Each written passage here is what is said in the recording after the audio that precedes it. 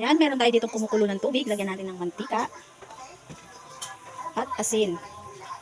Siyempre, lulutuin natin yung ating pasta. Ayan. Lagyan na natin. Haluin natin para hindi siya magdikit-dikit. So, ayan. Luto na ang ating pasta. Haluin na natin. So, ayan. Ito na ang ating pasta. So, ayan. Nagluluto tayo ng spaghetti sauce. Lagyan na natin ang ating bawang. Lagyan yung ating sibuyas. Pagsabayin na natin.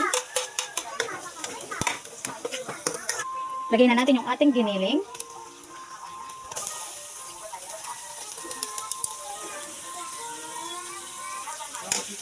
Lagyan lang natin.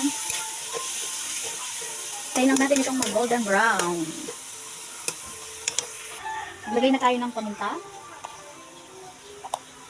Lagay na lang tayo ng konting patis.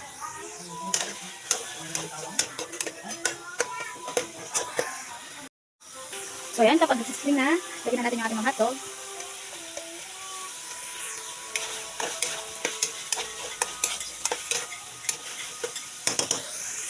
Lagyan na natin yung ating carrot.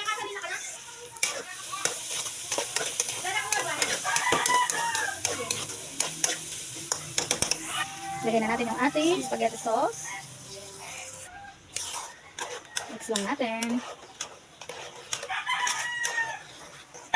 Lagay tayo ng ketchup. Haluin natin.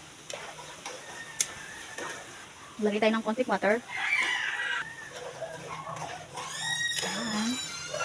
Siyempre, yung ating Knorr pork cubes. Lagay naman.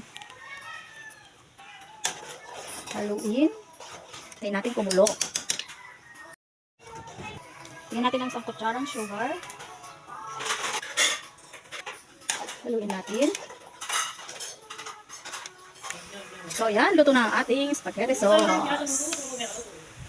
Magluluto tayo ng white sauce. Yan. Maglagay tayo ng butter. Tunawin lang natin. Ayan. Kapag tunaw na yung ating butter, maglagay na tayo ng evap. Haluin lang natin.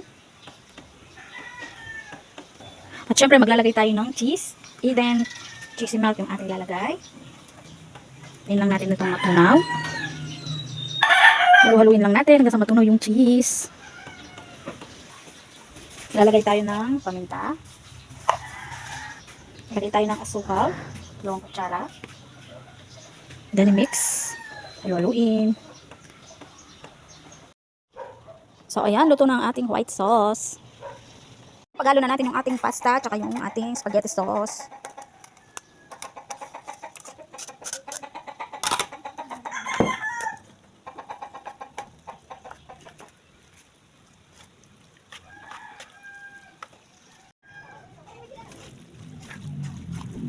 Ayan, luto na.